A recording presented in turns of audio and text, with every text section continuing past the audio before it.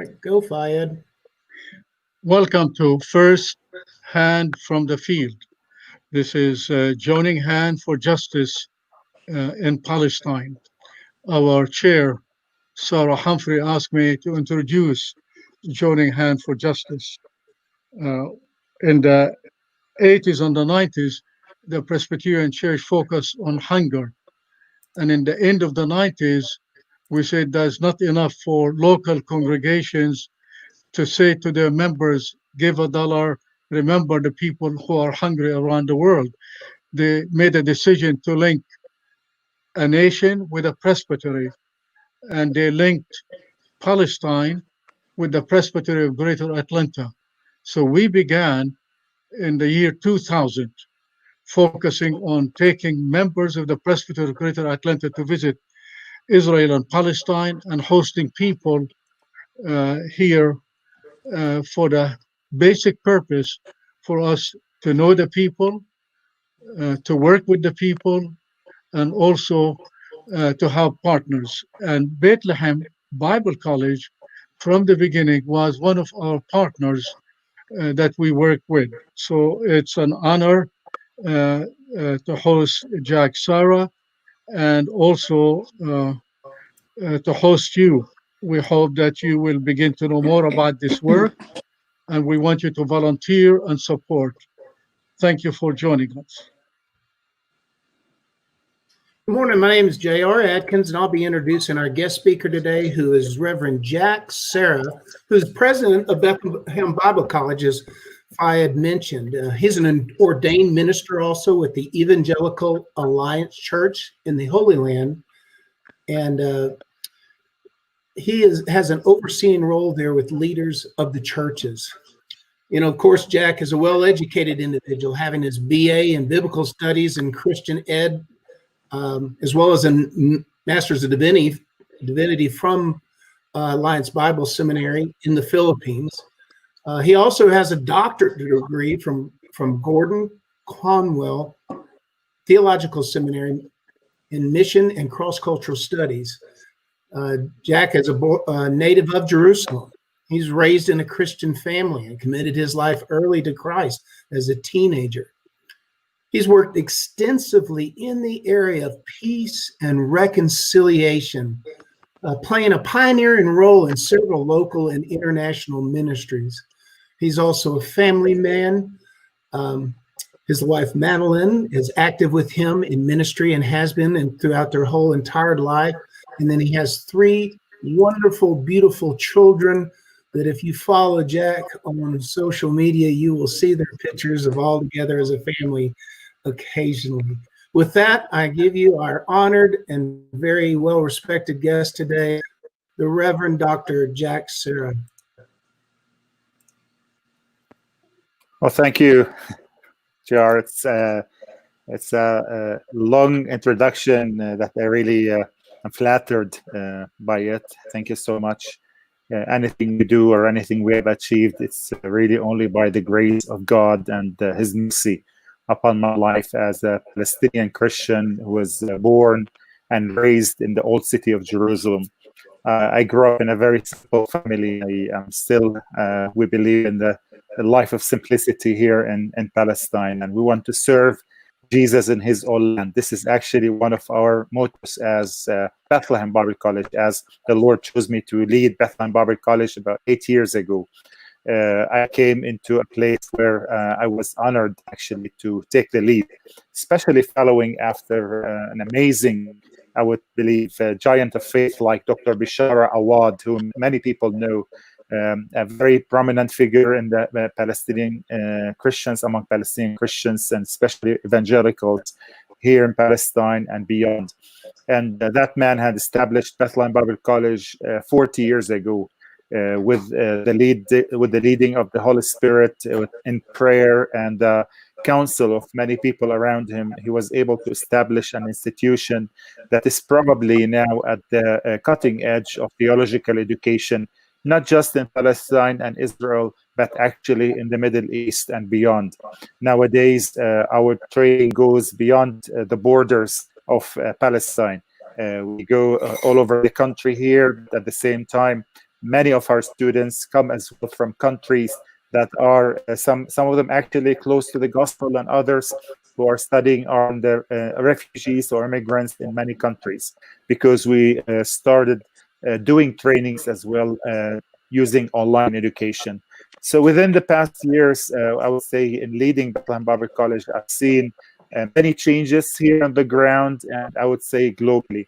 Some of these changes actually have gone to the worst, especially with the political context that we're living in. And it's not a hidden fact that even as we speak today, there are a lot of issues that are going on the ground. It's not only the thick cloud, the dark cloud of COVID-19 that is really has been dooming and looming over the Palestinian people, and Bethlehem will be in lockdown again very soon, which really was a sad thing because we thought we're over the COVID-19 thing. And it's not only that, also the political context is going again into another kind of like round of really a low point, especially with Israel declaring the annexation of over 30% of the West Bank today. So we're living in a very hard context. We're living in a very difficult place, yet at the same time seeing how God established Bethlehem Bible College and the way we are leading, I would say, not only theoretical education, but training and reaching out to the Palestinians in general, and helping Palestinian Christian in particular, had been really an honor, had been really a blessing and grace from God that I would love to share more and more about that. So thank you for hosting me, and I'm here to come and chat and interact with you all over what God is doing here. So, Jack, how is the individual there, say in Bethlehem, the person on the street, handling this COVID-19? How's their life any different? Well, you know, they are here that the life it's different because in Palestine in particular, there are a lot of things that are at odds against the Palestinian people. One thing is the occupation. I mean, you have to remember we've been in lockdown for, I gotta say, forever. I mean, Palestine had been closed. I mean, you have places like Gaza. It's a big prison that is closed. So people movement already had been kind of like, I would say, limited and things. So to add this lockdown and to add this COVID-19 threat over the lives of people is like adding salt on injury. You know, there is already lack of movement. So cutting again, you know, the movement of people to travel from place to place is just adding hardship on the people. The second thing is, you know, especially in Bethlehem and around, you know, we depend a lot on tourism. A lot of tourists come into the city, visit the Manger Square and visit the places, and that could come up to over 60% of our economy here in the area. And when that is cut since March, you know, since March, there is no tourism anymore in the country and in Bethlehem in particular, which means that a lot of people, a lot of families, I mean, you took organizations and societies, hotels closed, restaurants closed, but that's another difficult thing. And sadly, the Palestinian economy or the Palestinian Authority cannot help people financially during times like this. So that kind of like put us in a very tough place with the COVID-19 thing. Mm-hmm. I talked to one person in the tourism business. They're a travel company. They're expecting pilgrims. Usually, they're not doing any business. They have zero income from right now. How does someone manage? I mean, we've had a stimulus package. How are you managing? It's difficult. Like for example, you know, we're talking about businesses and things. Us as a college, you know, we made sure that some of our income, you know, we raise funds, we talk with our friends, we speak with churches globally to support us, and thank God for all our generous donors who have been supporting us along the years. And even now, you know, they continue to support us, although many people and many countries are going through hard times. Mm-hmm. Now, when you talk about Bethlehem, and especially God put Bethlehem Bible College as a hub for evangelical Christianity, as a voice for what's going on with Palestinian Christians. So we receive a lot of workers stay at our guest house or buy from our gift shop or just visit to see what God is doing through Bethlehem Bible College. Now, when you talk about hundreds of people who did not come into our campus, who did not use our guest house, who did not buy out our gift shop, that's almost when we did our accounting, it was almost 30% of our annual budget, which really I mean it's a struggle for us, as a college. How is it then if you're totally dependent on this, like a restaurant or a hotel, and many people are on mortgages and loans from the banks because they wanted to expand their business, they took a loan here, took a loan there, and now no income. And the projected thing is probably it's up to next March that tourism is not coming here, which means it's really a devastating effect. Every month of no work, it's like 6 months of effect here. And Jack, the people Yes. who work in Israel, can they get to work there, or has that been closed? Well, this is a tricky issue because we're talking about over 40,000 workers who are working in Israel in particular. And this has been going into, if they go out, that means they either would stay in the places that they cannot come in and out every day. Okay. So many of them were not able to go out. Many of them were able to go out and be away from their family for a long time. So it was really almost every individual has a hard time in deciding, should I go out and not come in? And the sad story is that most of the COVID-19 cases, a lot of them were connected to workers who went and worked in Israel, because in Israel it's much bigger, the COVID-19. And when they came back to Hebron or came back to one of their villages, they brought back with them the sick or disease. That was the Palestinian government had really put as well a ban on those who are going to work in Israel. Thanks. I know that you already mentioned annexation. And as someone who's interested in the future of Palestinians and peace, I can't help but wonder if annexation has more room to expand because we are preoccupied with other issues in our life. And my fear is we'll wake up after or in a new reality of COVID, and we'll have said, what went wrong? Where were we? How did we let this happen? Do you sense that, or is there any truth to what I'm saying? Is it like we're not paying attention and this is going on? Yeah, well, that's the issue, is that because everybody is preoccupied of the hardship that their own setting is going through. I mean, it's all over the globe. It's not just in Palestine and Israel. It's all over the place. And now, when a certain issue happens in a certain country, we were talking about Palestine, Israel. There are other issues also happening around.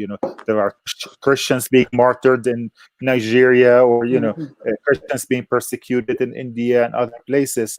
And so people have no clue what's going on. And then when it comes to Palestine, Israel, already people are fed up. They're gonna hear because of everything that been hearing. So it's really taking the attention of people are not there, and the people on the ground are just not knowing what to do, whom to call for help. I would say, in terms of a need this time of need. And the annexation, I called it almost like it's another Nakba over the Palestinian people. I mean, I've written an article that you could see on our website at Bethlehem Bible College website, or it was posted in different places. And especially, evangelicals need to look at this. This is against any, any law, that was done, against international law. And that means, there's no future for peace at all if it happens. It's like the last, I would say, nail in the coffin of the peace process, if there is any. So we have a question from our audience here. Katie is asking, where do people stay if they're going to work in Israel? So if the coming back and forth isn't working, what do they do if they go? Well, they stay at the workplace, which means it's really a tough place to stay in. That means, if you're working in a building, and most of the Palestinians who are working in Israel are construction, many of them are construction workers. and they're staying in empty buildings that are still in skeleton, and so there's no hygiene, nothing. So it's not a very good condition, sadly. Maybe a few cases here and there where the owner of the business or whoever is running the business is kind of like providing a flat for them to stay or a place to stay, but the majority stay where they work.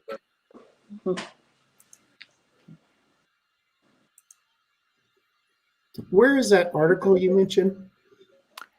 It's on Bethlehem Bible College website, and I can share it while we're talking over the chat if it's possible. That'd be great. Thank you. Also, Christian Post carried it. And then Fayed, do you have a question you might offer? Yeah. Jack, you not only educate men and women for ministry, but also you have courses on major in being a guide for tourists or in the area of the media. Tell us about the Bethlehem Bible College as a whole. Well, that's thank you.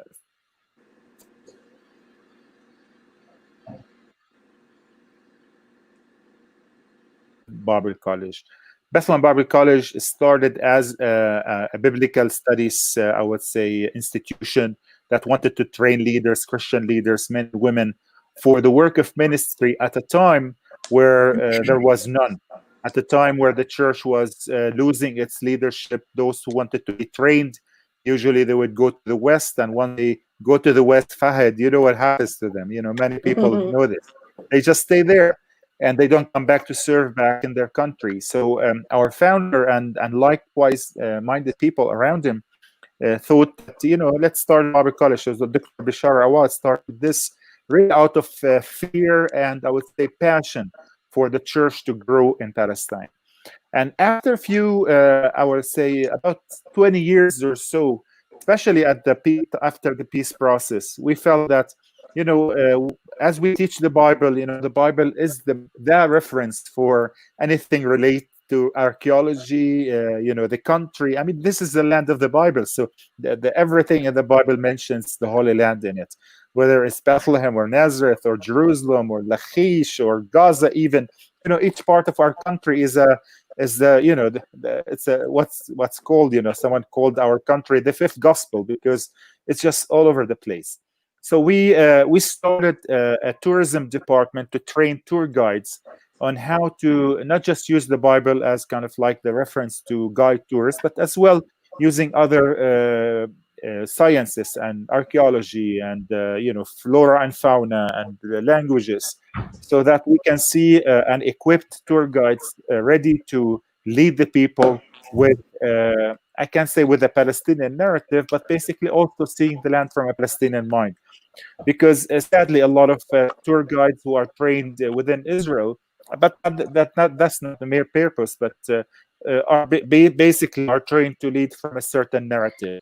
And we felt that we need really to train people who are unbiased, who are able to bring the Bible to talk about the land from its true sense.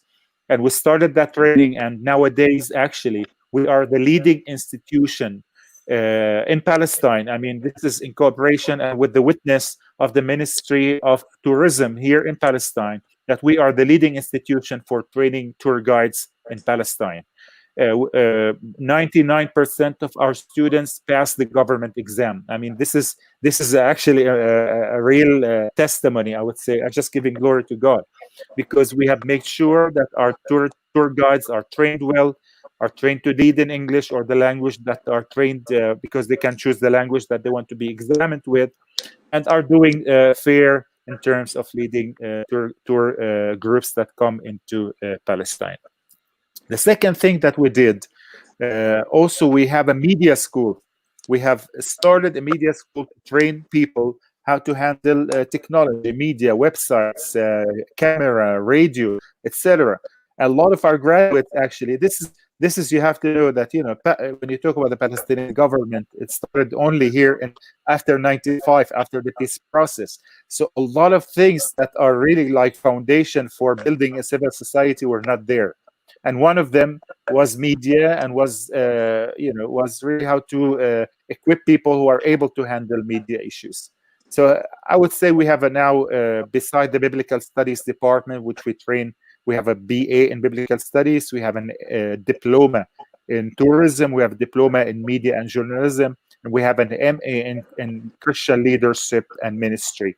And just recently we added 2 new diplomas, one in Hebrew, 1 year of studying Hebrew, and another one in Spanish, because we really wanted to see a way that Bethlehem Bible College is not just an institution of a minority, but rather focusing on the whole people, reaching out to the whole people, and seeing really that the Palestinian people are being impacted by the work of Bethlehem Bible College. We have a question from Andrew. Is there any movement possible now between East Jerusalem and Bethlehem? It fluctuates, I would say. Now, yes, on Monday it will be closed because of COVID-19. But usually, if there is no closure or lockdown, yes. Now, I mean, tomorrow they will be instituting a lockdown for 48 hours. That means they will lock between Jerusalem and Bethlehem. And you have to be a Jerusalemite. Bethlehemites cannot go out and in unless they have a very special permit. But if you are from Jerusalem, you are able to go in and out, I would say, more freely. And how is online access in the West Bank, especially under COVID? I mean, in America, we wouldn't be communicating, and we have certain infrastructure, and I know all the world isn't the same. Can you explain a little bit about what it's like there with people in lockdown? Well, it's, you know, in countries like this where people stay home a lot, and I would say internet is a main thing. It becomes like almost like a foundation for everything they want to do.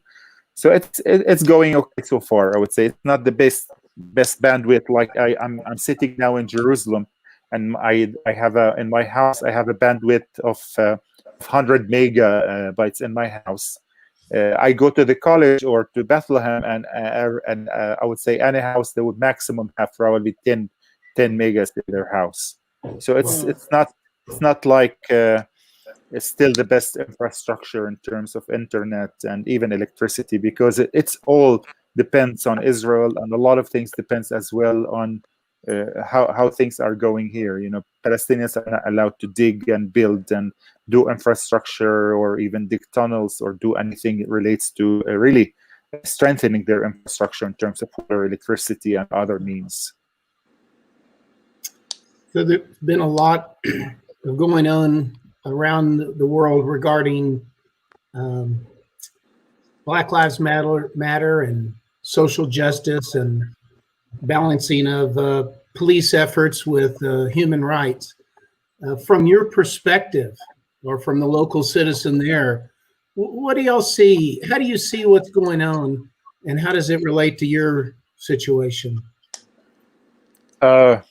It's a big question. I don't know if you know, it's going to take a lot, but you know, Palestinians have been interacting a lot with the recent issues that are happening in the U.S. and we're sad. We're not happy that it happens, and we're not really hoping that there will be any fight on the streets or a mayhem of any sort. Actually, hopefully there will be more peaceful situation, and people will take the rights and be treated equally on all levels.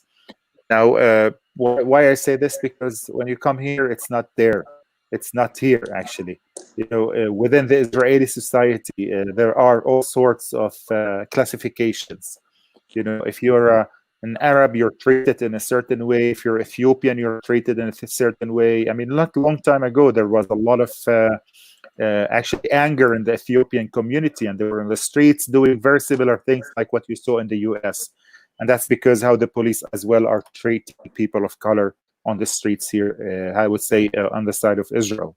The same thing, how they treat Palestinians. Palestinians for a long time, even if you are Israeli citizen, if you're an Arab Palestinian with Israeli citizen, that doesn't mean that you are treated equally like the Jewish people.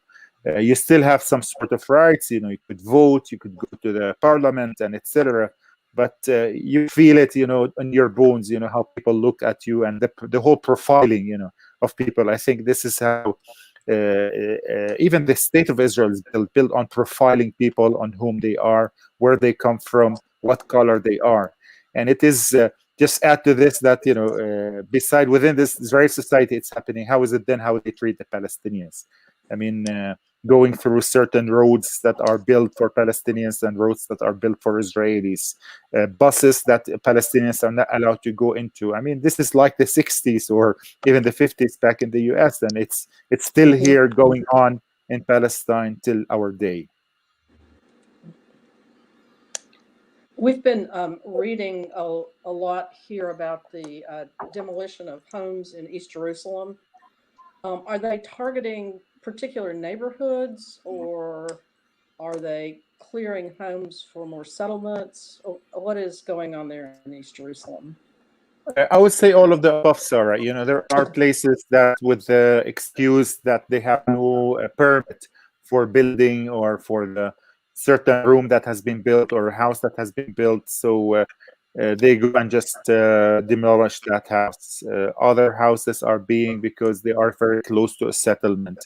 So each one has its own case. And sadly, if it's, again, this is the story where if it was Israeli house, they will go to court and they will take time, and probably at the end they will not demolish it. Rather, they will just pay a big fine and just go with it. But when it comes to the Palestinian side, it's really harder. And each case has its own, I would say, reason for why they're doing it. The sad thing is that it's mostly Palestinian houses that are being demolished. Jack, even though we say Bethlehem Bible College, my understanding, you had a branch in Gaza and a branch in Nazareth that caters to the Palestinian Arab Christians in the Galilee area. Can you speak some more about it? That's true. Now we more than 20 years ago or more, Bethlehem Bible College had started something called the Galilee Bible College in Nazareth. Now you have to remember, Christians in Palestine, they come up to about 55,000 in whole of Palestine in terms of the West Bank and Gaza. Gaza does not even have a 1,000 Christian in all of Gaza. I mean, we're talking about almost 2 million Palestinians in Gaza and only 1,000 Christian. In the West Bank and East Jerusalem, we're talking about the maximum number of 55,000 Christians who are living in here, which means the majority of them are around Bethlehem. Then you have a few scattered in the Northwest Bank, about 7,000-8,000 in Jerusalem, East Jerusalem and Jerusalem. And then you have about a few hundreds that are around Nablus, Jenin, Zababdi, and these small towns around there. Now, the majority of the Christians in the historic Palestine, I would say, or Israel now, are living in the Galilee, and with the number of over, I don't know what the exact number now is, 140 or 150,000, but I would say the majority of the Christians are living in the Galilee, somewhere between Nazareth, which is the major city, and then Haifa, Shafar, and Upper Galilee, between Akko and there, and Kfar Yassif, your town, Fahad. So these are where the majority of Christians, and we saw to it that many students especially after the second Intifada, could not make it to Bethlehem. So before even the second Intifada, we started doing classes in some of the churches in the Galilee, which became and produced what we called Galilee Bible College about 20 years ago.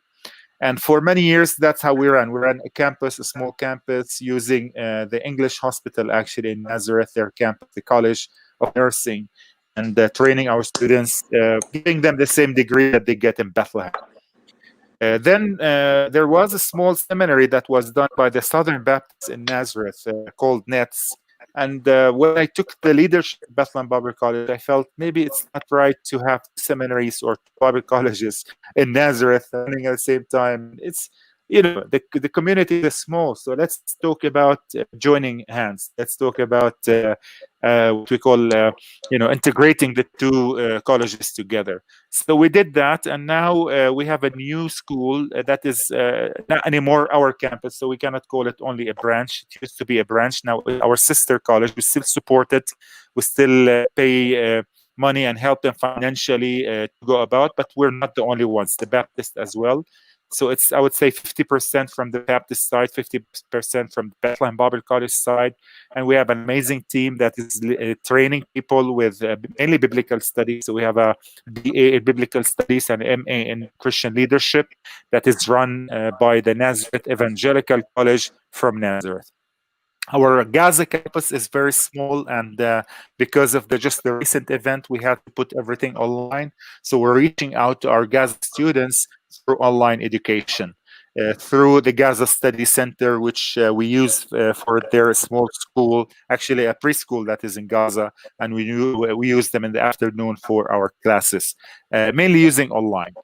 Then we have our online degree, which actually became one of our most well sought after because many students who are speaking Arabic, who live in Europe or live in the US or live anywhere, they cannot reach out to some of the seminaries in their own countries. So once we put our program online, we had many students, pastors, leaders. Many of them pastors have been pastoring for many years, but had no opportunity, whether in their home country or when they emigrated to their other countries, to go to seminary.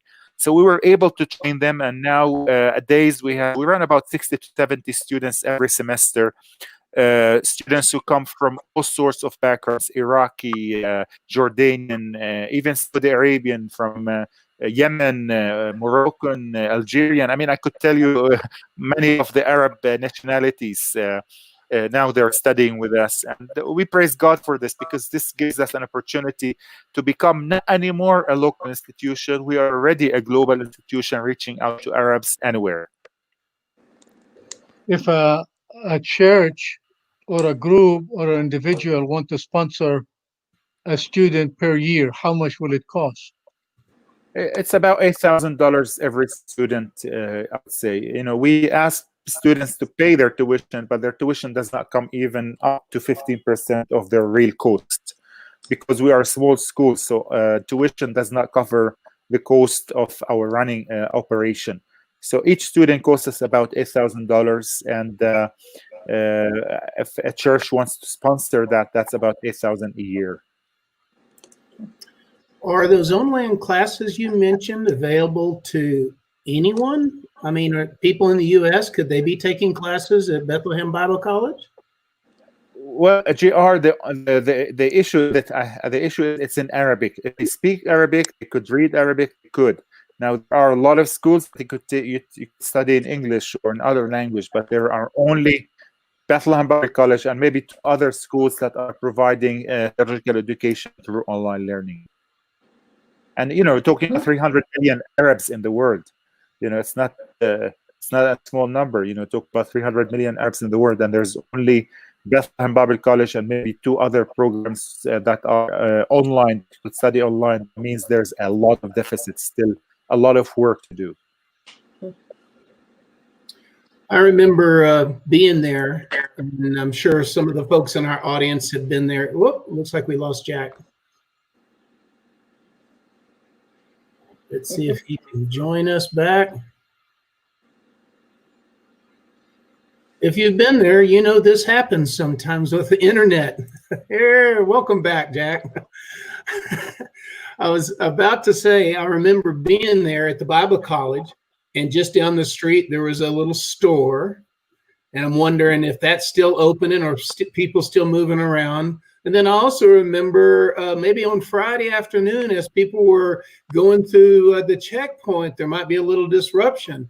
Is all of that gone now, or is some of that happening? Well, none of that has been happening, especially with COVID-19 for the past 3 months. But again, if the annexation happens, I suspect that it will be happening on a daily basis. Mm-hmm. Which means that The Resistance? demonstrations. Yes. Yes. And how about the little store next door? Is it still operating? There are a few little stores. I'm not sure which one you're talking about.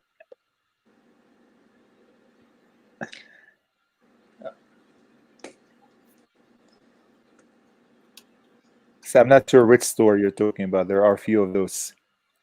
But people are still, they're open. They're considered essential.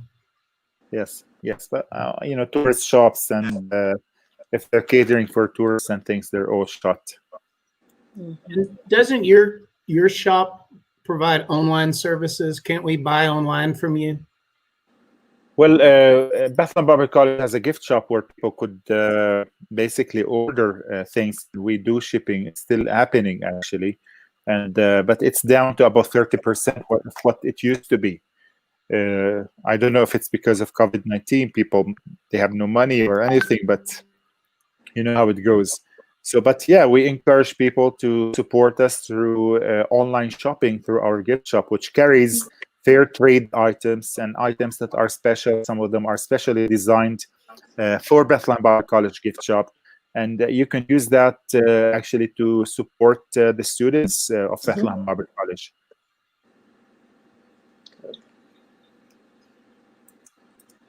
Imagine, That's something we can put on our website. Yes. yeah, I'm adding the link right now in the comments. You should be able to see it shortly.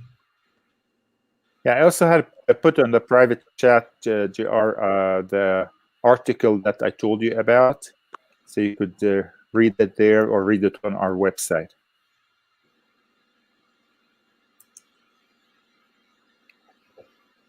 All right.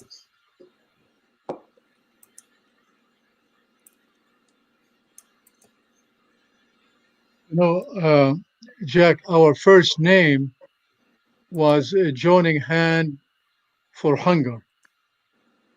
And after Again, we went and came back and went and came back, we changed our name to Joining Hand for Justice because we discovered that the occupation is the cause of hunger. The injustice is the cause of hunger.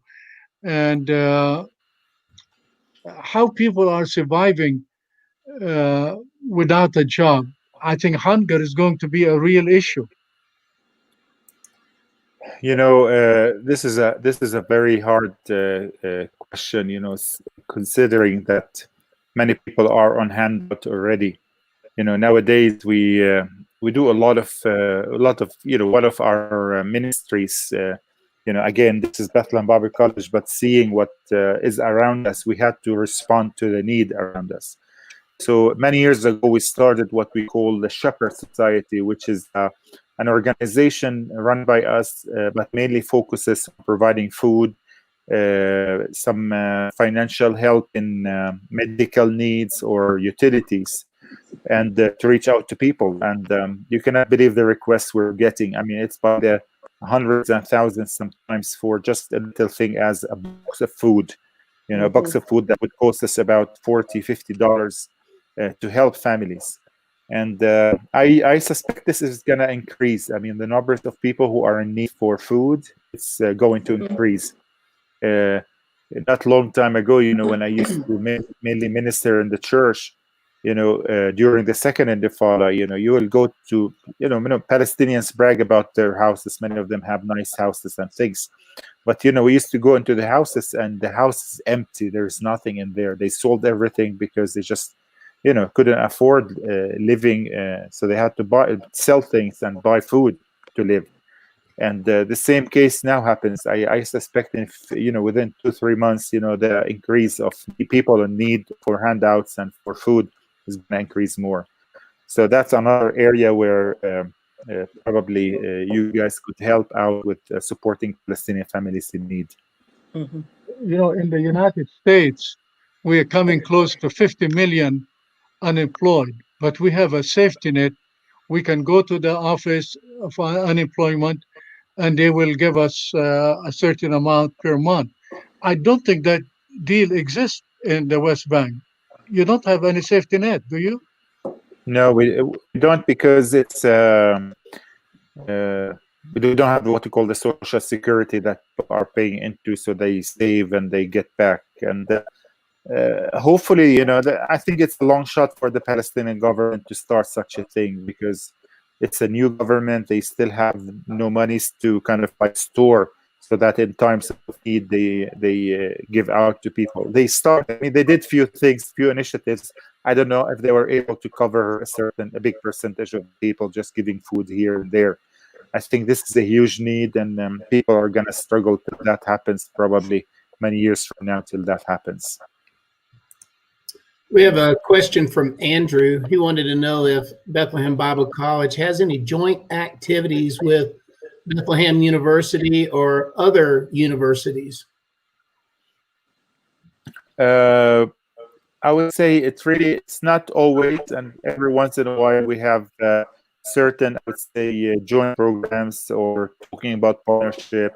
Recently, we did the strike partnership with the Najah University over I would say, multi-faith dialogue. That had to stop sadly because of the COVID-19. It was a new initiative that we started that hopefully after this cloud will start again.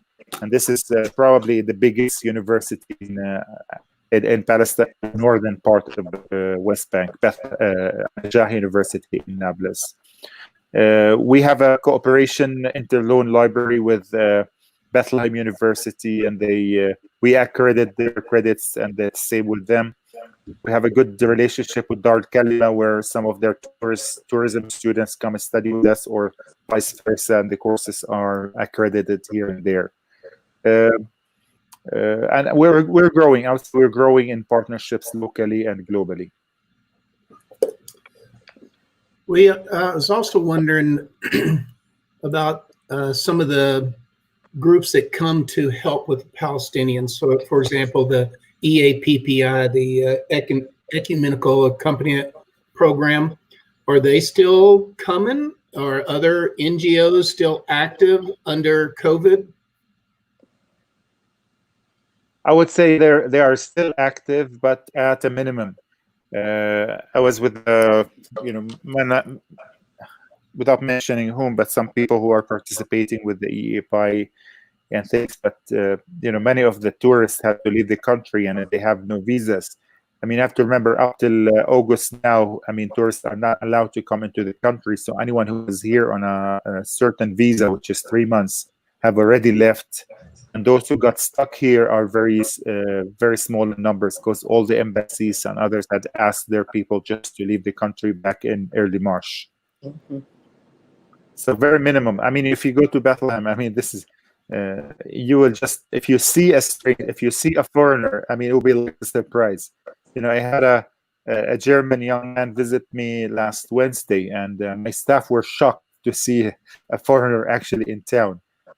Because there are only few. And are y'all meeting in person any at the college, your staff, or are you everyone working from home? Or? Well, we had after the lockdown had eased, we were able to meet in the campus. We did some because of our contingency plan to make savings, to use less and less of the campus. So we closed the guest house and closed the new building. So we're using now the building where mainly the building where you see the picture now on the screen. So this is how it became the hub where most of my staff are on this room. We have big rooms, so we have the social distancing is in effect, wearing masks and things. So most of our staff that are working as a support staff, not the academic staff, except for those who are leading departments, are coming to the campus. But most teachers are working from home, and there's no students at all coming in and out of the campus, because we are not running any in-house classes.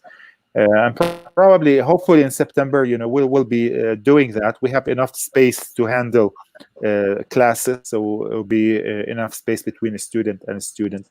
But just pray with us that by then things would go back to some sort of a normal. I can't call it a real normal, because we still have to be cautious. Still, probably a vaccine or some sort of medicine will be there. But till now and then, we have to really be cautious.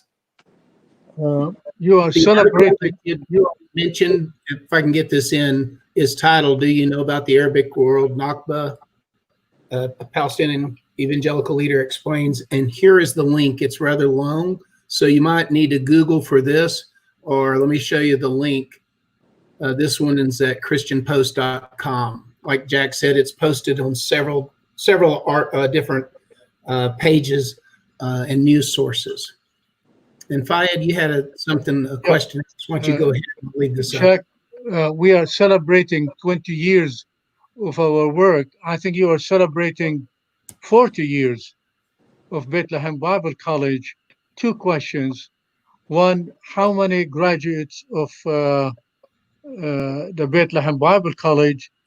And in America, when you go to Georgia Tech, when you graduate and make money, you support Georgia Tech. Do you have any support of your graduates? Well, I wish all our graduates would do like what they do in Georgia Tech, because many of those who became pastors are still probably on support of their churches, that probably some of their churches are supporting us, of course. I can't deny that. We have over almost 400 from the Biblical Studies Department, and over 400 graduates so far, and probably another 100 or so graduates with guiding and media studies. So over 600 graduates altogether across all our campuses and programs. And I wouldn't deny that many of them, actually, I can say all of them, but I've seen every once in a while one of the students saying, "I want to support the college." Not long time ago, one of our online students sent us a message that he wants to really send a gift to the college, which really, every time that happens, it really blesses our hearts that people want to really give back, or sow more seeds into the place that was the place where they got their trainings and were encouraged to reach out to the globe. Anyone in our program that wants to support Bethlehem Bible College, if you want to give to Joining Hand, you need to say this is for Bethlehem Bible College. Also, you have an organization in the U.S. that supports Bethlehem Bible College. What is the name of it? And it's not. Well, it's our 501c3, so it is called Bethlehem Bible Co. And it is our office in Texas. It's in New Braunfels, Texas. And of course, you could support us through that or through ghjpi.com through you guys. And then you can send your checks to our office in Texas. Probably you could do the tax refund or the tax cut, and the same thing happens in our office, the Bethlehem Bible College office in New Braunfels.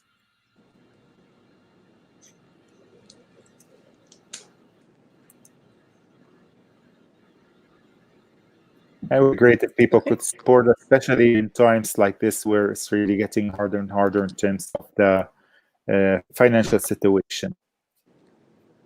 Right, Sarah? Yes.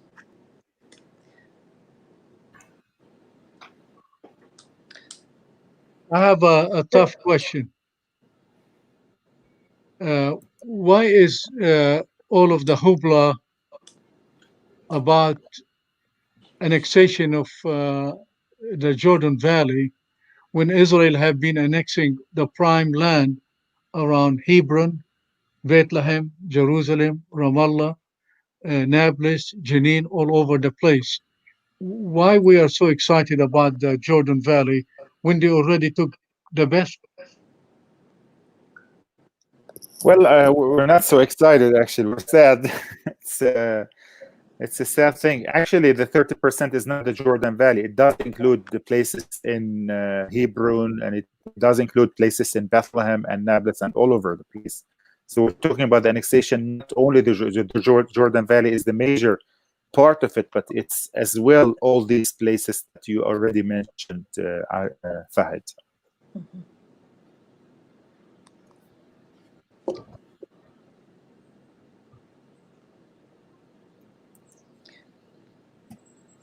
What is your message to us in the United States for Joining Hand, for the churches and people of faith?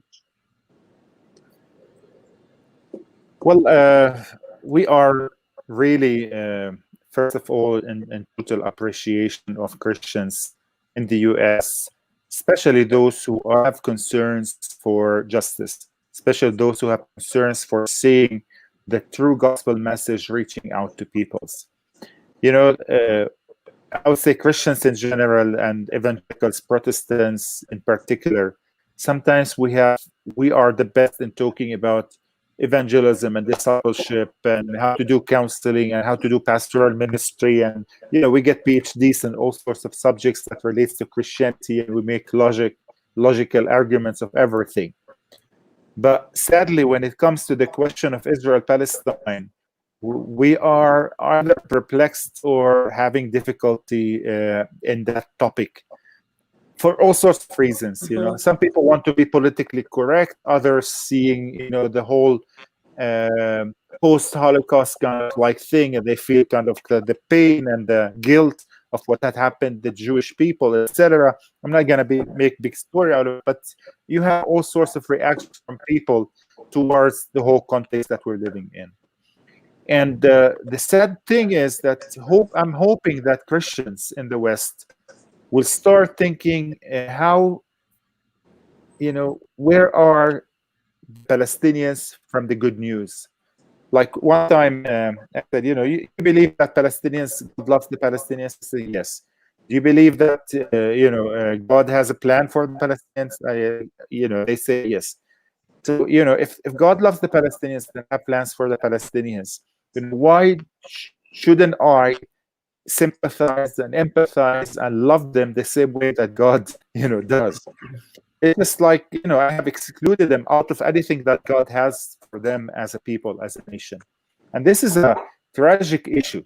Really, it's really a big question, what is the good news for the Palestinians? The Palestinians need to see that, people are concerned for them as much as they're concerned for the Jewish and the Israeli people. People need to see that they're concerned for the well-being of the Palestinians. Again, I don't approve of everything Palestinians are doing. Of course, I cannot do that. But I don't approve of a lot of things that the Israelis are doing. But when the Palestinians are doing something, we hear more voices speaking against that than when the Israelis are doing something, which means Christians in the West are being biased towards certain people against the other. My heart is to encourage Christians to have equal heart for both nations, to see that both nations receive the good news, receive the love of God, receive the empathy and the sympathy and the support that both deserve. Both are created in God's image, and both deserve to hear about the true gospel message of love, justice, and equality.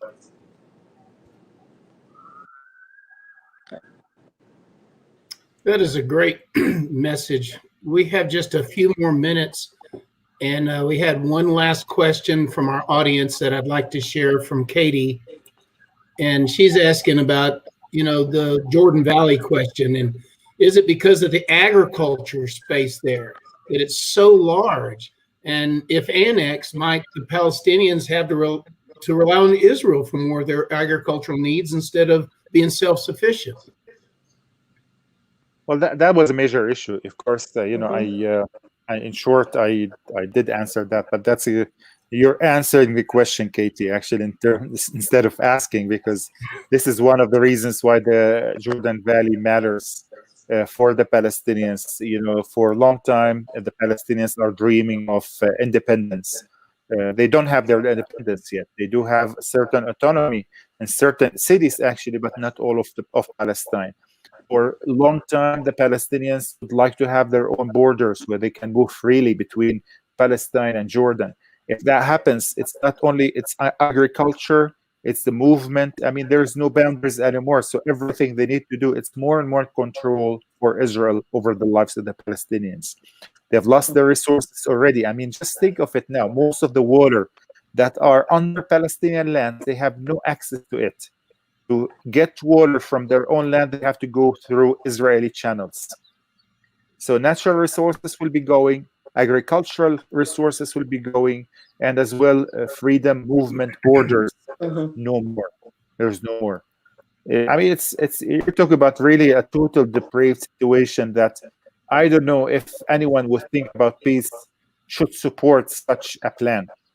And it's really sad. I mean, last 2-3 days ago, the World Evangelical Alliance came with a statement opposing the annexation. I think it's worthwhile seeing this, because it's very important to know that not all Christians support such an evil plan. I really call it evil plan, because it's like you're talking to peace. That's it. No more peace. No more anything. So they came up with a statement really opposing the annexation, because they said, if anything happens, it's gonna just cut and shut any peace talks from now on, and it's not gonna make things better as much as worse. So that's why it's not just standing against it. We're really praying for God to intervene and help us against such plans. You could read as well the article I shared about World Evangelical Alliance statement opposing the annexation plan, the evil annexation plan. Jack, can I ask a question? The problem I'm thinking about, Jack, really the masses of the American people do not see 1% of the brutality of the occupation, the suffering of the Palestinians.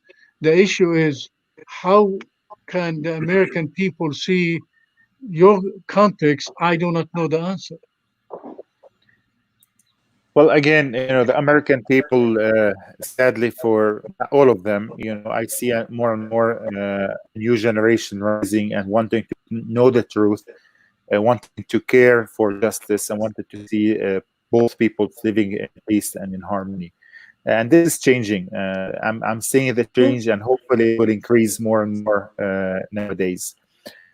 But on the other side, some sort of there's a kind of like a big player playing behind the scenes, moving on the American politics to support everything that Israel does, especially everything wrong that Israel does. And I have no explanation for this. Honestly, I mean, me and Palestinian Christians are baffled how Christians could support such a thing. And the only reason I could come up with that some of them, if not all, many of them, the only thing they think about is the end times. They're caught up in some sort of eschatological thinking that if Israel controls everything, Israel has the whole land, that means it will hasten. I'm simplifying things again. You might call me crazy, or you might call me, speaking nonsense. But it's like simplifying things just for people to understand. It's not an eschatological issue. It's not gonna hasten Christ's coming. And if so, if Christ wanna come, he's not gonna, take the green light from the American Christians while supporting Israel to do such injustice for people who are in need of peace and the gospel message of good news. So I think people need to be educated. People need to come on the ground and see things for their reality from the ground, moving between both sides. Many of the Americans, evangelicals, pilgrims that come into Israel, they only see Israel. They rarely see Palestine. They don't even come. Even if they come to Bethlehem, it's a 2-hour thing that is only about the manger square, the shopping that they will do in one of the stores that they go to, and then they leave, because they're fed a certain narrative that is just stuck in their head. So when they go to vote in the US, they vote relating to the narrative that they were fed while they're visiting here. Well, we're about out of time for today. I want to thank you and our audience for joining us and participating. This is the perfect type of information that we strive to provide in firsthand from the field.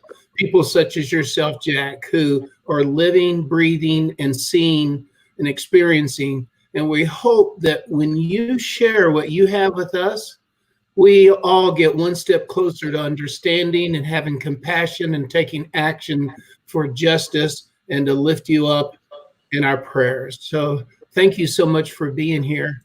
Next month, our first hand from the field will be the Reverend Doctor, public figure, pastor, theologian, social entrepreneur, Mitri Rahab. And will be at our same time on July 11th at 11 o'clock Eastern Time. And please watch Facebook and YouTube for the show that you saw today. And if you're able to share it with someone else, we'd hope that you'd do that. And we thank you all for participating and look forward to seeing you the next time. Thank you. Bye-bye. Thank you, JR. Yes, Thank you, thank you, Fahad. Thank you, Jack. Sarah, and thank you all. Really Mhm. was honored to be Very with good. you all. God bless you. Thank you. Thank you.